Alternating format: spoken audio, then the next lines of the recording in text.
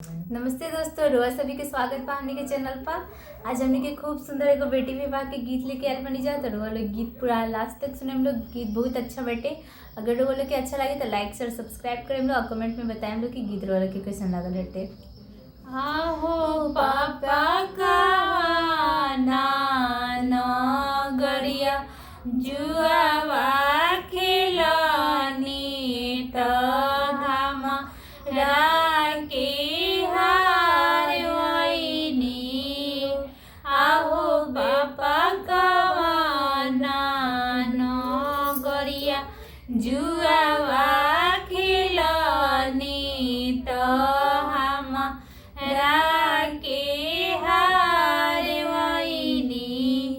आहो बेटी जनकपुर नगरिया जुआवा खेलानी तवा राके हार वैनी।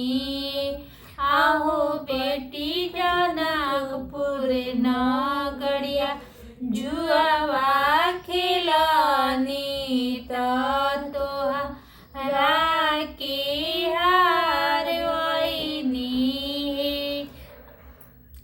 आहो पापा बेटावा पतोहिया काहे ना हरानी तई हमरा के हार वैनी।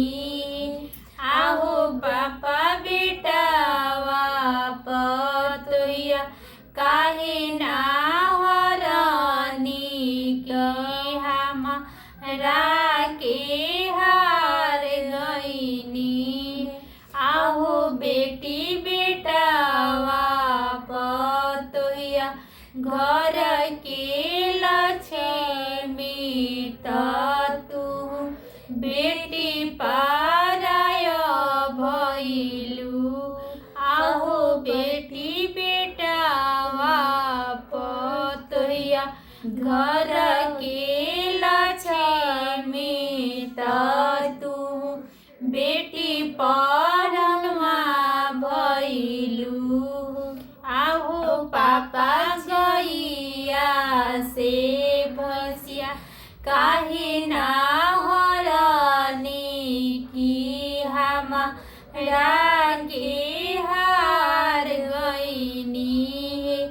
आहो पापा गैया से भैंसिया काहे ना हरानी की हमरा के हार गईनी।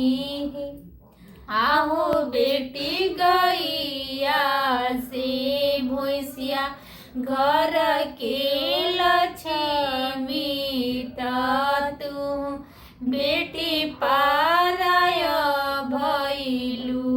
तू बेटी पाहुनमा भइलू। आहो पापा छिपावा से लुटवा काहे ना हरानी की हमरा के हार गईनी।